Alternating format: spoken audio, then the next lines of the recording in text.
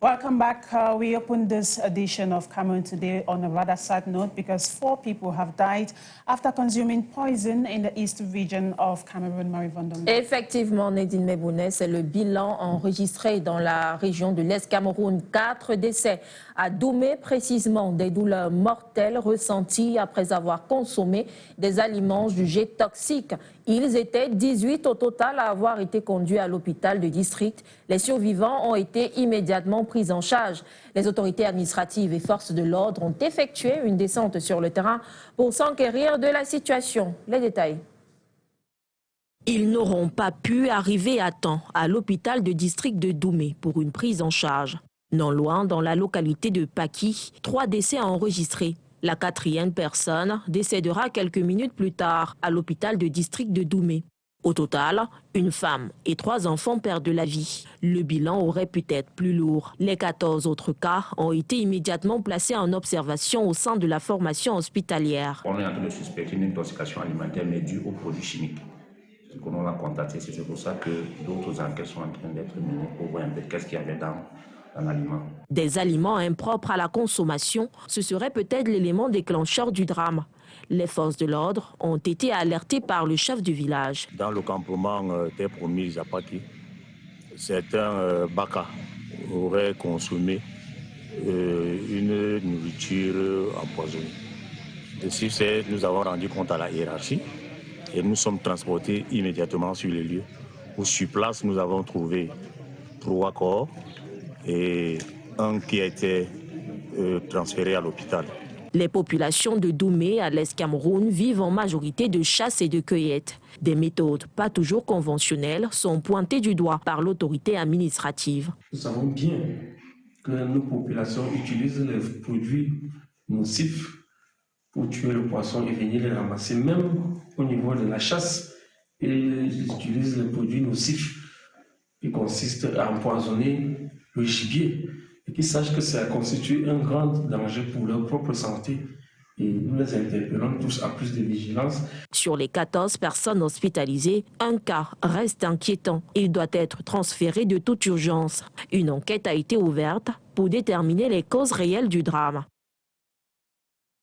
And may the souls of the faithfully departed rest in peace. We continue the news on an education note because invited to pay on the 13th of January in order to receive the 4th installment of the research modernization bonus and the academic debt, teachers are disappointed. Dissatisfied with yet another broken promise from the Minister of State for Higher Education, SINES, has decided to continue the strike on campus until all their demands are met. Patricia Ipupa reports. SINES member left the meeting with the Minister of State for Higher Education on 13 January with a sense of unfinished business. The operation to pay the 4th installment of the research bonus, which was supposed to start on Monday as announced, was, according to the unionists, just another announcement effect that lasted only 1 day and only for a few teachers. It must be said that it's the fact that not all the teachers were paid in the transfer made on 10 January 2025 that justifies the failure of the SINES to meet its demands, which continues to maintain the strike on campus. In the first week of the new year, SINES, the Trade Union of Higher Education Teachers, a national union of teachers and students, launched a new campaign to increase the number of teachers in schools. The question of this academic debt is still open. We do not know what the outcome of this academic debt will be. Pending further consultation with the SINES National Executive Bureau to decide on future action, trade unionists continue to observe the strike on campus, although with practical arrangement in lecture theaters. As a reminder, in a communique issued on 16 August, SINES demands that the Ministry of Finance pay in full the academic debt from 2020 to 2021, despite the fact that it has already been consolidated and entered as expenditure in the state budget for the financial year 2024. We continue talking education because the use of digitalization to promote education in Cameroon serves a great deal in supporting teaching and learning. It has gone further to enable the Ministry of Secondary Education to introduce an innovative tool known as the Unique Identifier Number, which is aimed at facilitating administrative work in the sector, as well as fight against fraud at all levels. What is the student's national matricule and how does it function? Linda Obumneke explains in the following report.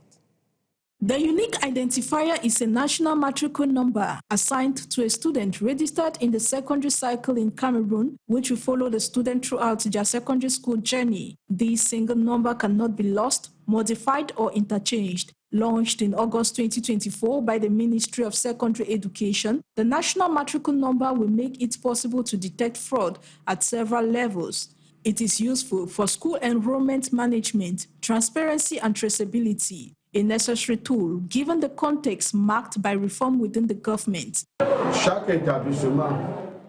Each institution has its own code to register its candidates on the platform, and this code is given only to the head of the school, who is the only one to have access to the platform and the only person who can modify information on the platform through an OTP code that is sent anytime they want to enter the platform.